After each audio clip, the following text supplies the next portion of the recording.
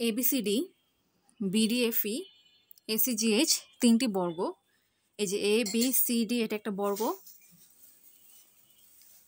এরপর BDFE BDFE এটা একটা বর্গ, এরপর হচ্ছে ACGH এটা একটা বর্গ।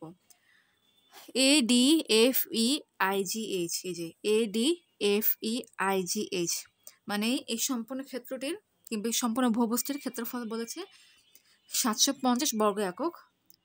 তাহলে বিডি এর দৈর্ঘ্য কত, অর্থাৎ এই বাহুর দৈর্ঘ্য কত সেটা বের করতে হবে। বর্গের প্রতিটা কোণ কি হয়, 90 ডিগ্রি করে হয়। আর বর্গের কর্ণদ্বয় কি করে, পরস্পরকে সমকোণে সমদ্বিখণ্ডিত করে।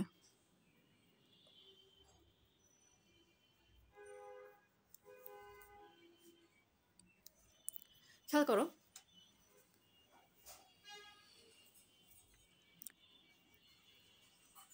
এই কোণটা হচ্ছে 90 ডিগ্রি। তার মানে এই সি পয়েন্টকে বলা যায় হচ্ছে বিডিএফই বর্গটির কেন্দ্র। এখন এই বাহুটাকে বাড়াই, সেটাই বিন্দুতে ছেদ করবে। আবার এই বাহুটাকে বাড়াই,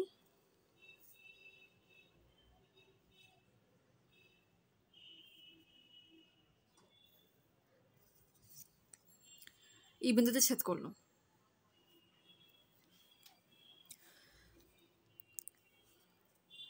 বিএফ এটা হচ্ছে কিন্তু বিডিএফই এই বর্গটির কর্ণ, কারণ কর্ণদ্বয় কি করে, সমকোণে সমদ্বিখণ্ডিত পরস্পরকে।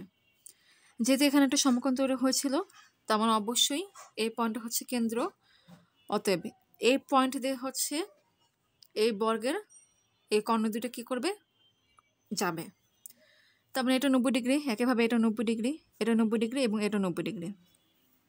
খেয়াল করো, এই বর্গের এটা হচ্ছে কর্ণ, তার মানে অবশ্যই এই কোণটা কি হবে, 45 ডিগ্রি।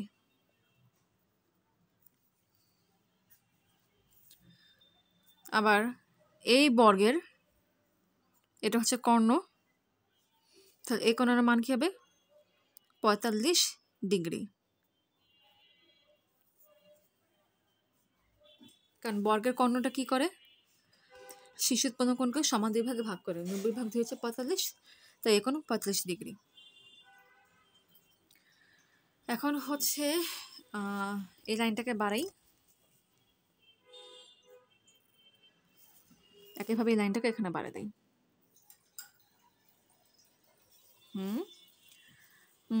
খেয়াল করো, এখানে 90 ডিগ্রি কোণ, তার মানে বি পয়েন্টটা হচ্ছে কি ACGH বর্গটির কেন্দ্র। আচ্ছা, এটাকে কেন্দ্র বা কেন বললাম, খেয়াল করো, এসি এটা কিন্তু হচ্ছে এই বর্গের একটা বাহু, এসি হচ্ছে বর্গটার বাহু, এবং ABC এই কোণটা হচ্ছে 90 ডিগ্রি। তার মানে অবশ্যই বি পয়েন্টটা হচ্ছে কি এই বর্গটার কেন্দ্র।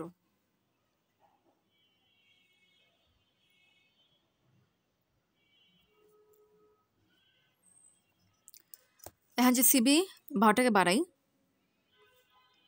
সেটা হচ্ছে বর্গের একটা শীর্ষ এস বিন্দুতে ছেদ করবে। আবার এবি এই বাহুটাকে যদি বাড়াই, সেটা হচ্ছে বর্গের আরেকটা শীর্ষ জি বিন্দুতে ছেদ করবে কিংবা জি বিন্দুতে মিলিত হবে। আচ্ছা,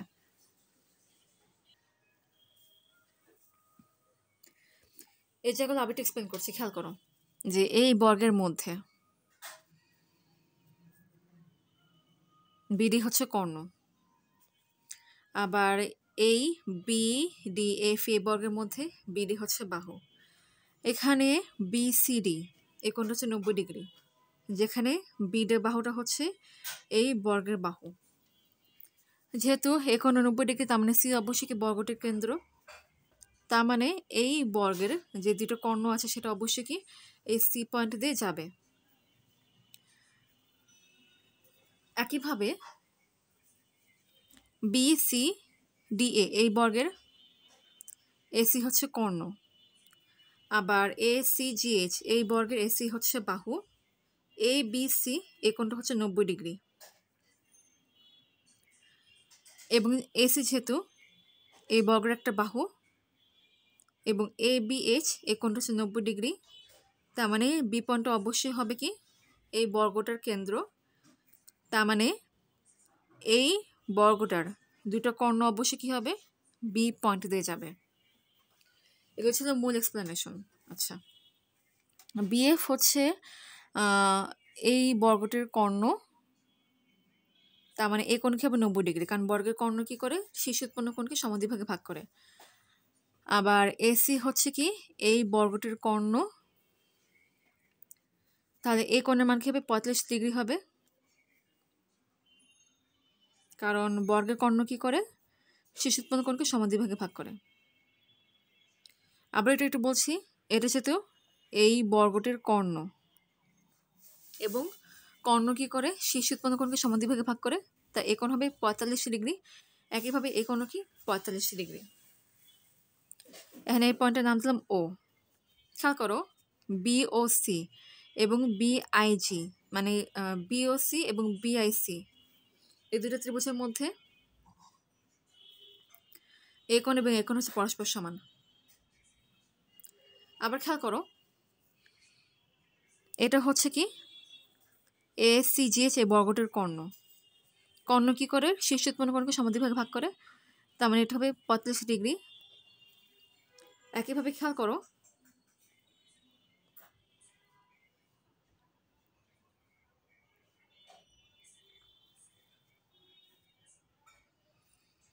এটা হচ্ছে বর্গ।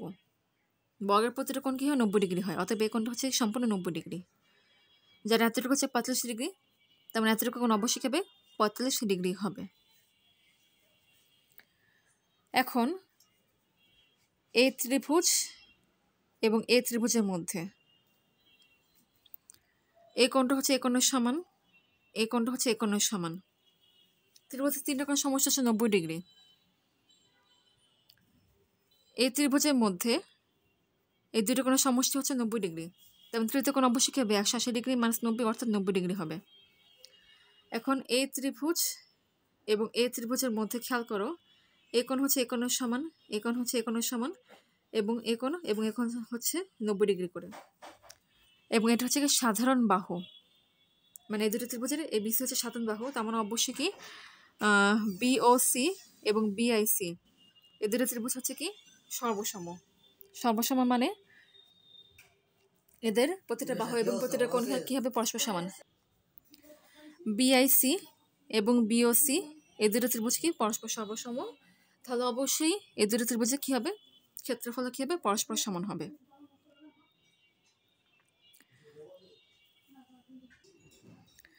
এই যে বিস্তারিত এখানে লিখে দিয়েছি, যেহেতু এই দুটো ত্রিভুজ পরস্পর সর্বসম, তার মানে এই দুটো ত্রিভুজের ক্ষেত্রফল কি হবে পরস্পর সমান হবে। আচ্ছা, এখন হচ্ছে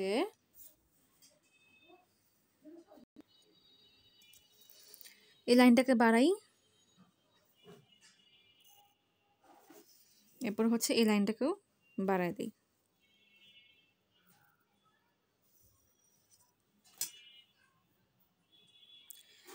দুটো ত্রিভুজ যদি সর্বসম হয় তাহলে তাদের অবশিষ্ট বাহু এবং অবশিষ্ট কোণ কিন্তু কি হবে পরস্পর সমান হবে।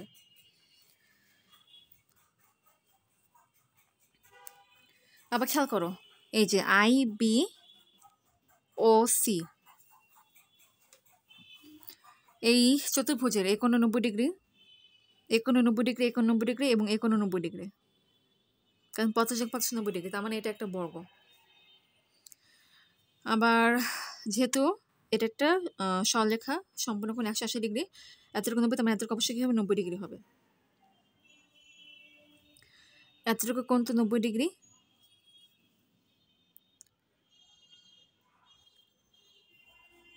তাহলে এতটুকু কোণ কিন্তু অবশ্যই 90 ডিগ্রি। এতটুকু কোণ 90 ডিগ্রি, এরপর এতটুকু কোণ কি 90 ডিগ্রি। একইভাবে এই কোণের মান হচ্ছে 90 ডিগ্রি, এই কোণের মান 90 ডিগ্রি, এই কোণের মান 90 ডিগ্রি, আর এই কোণের মান 90 ডিগ্রি, সেটা তো আগেই দেখেছি।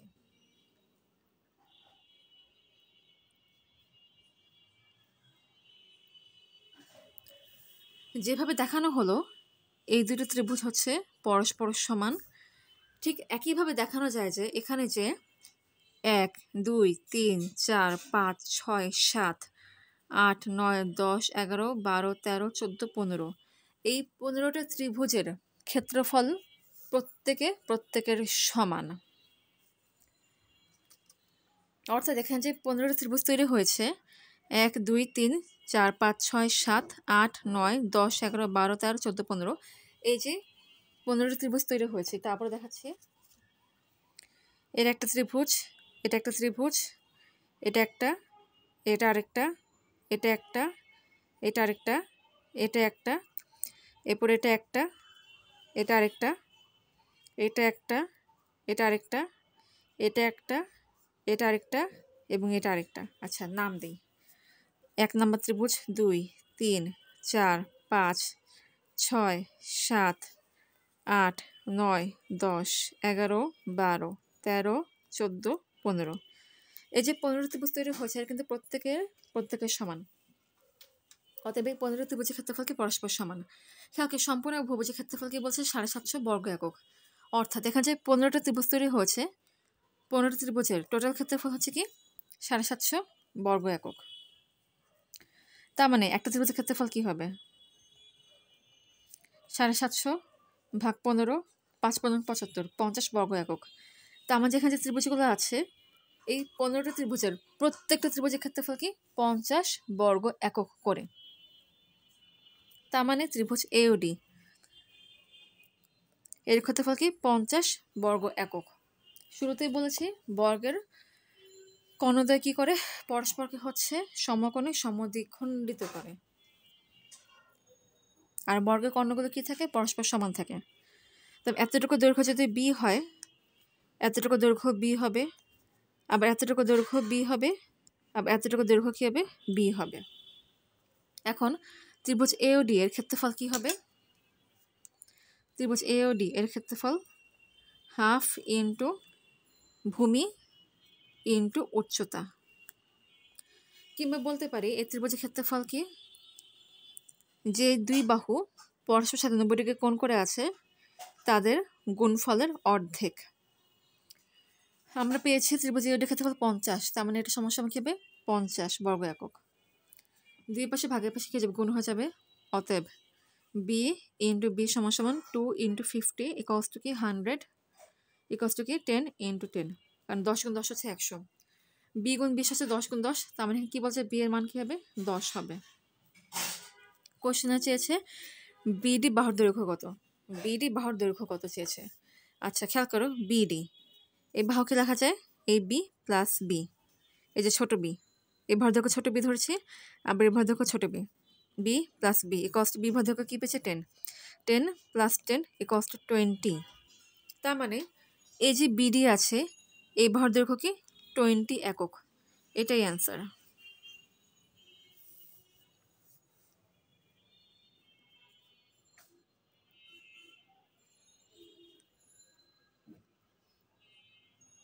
তোমরা যেন খুশি হবে যে এই মাস থেকে most demanding course geometry master course শুরু করছে তোমাদের সবার জন্য।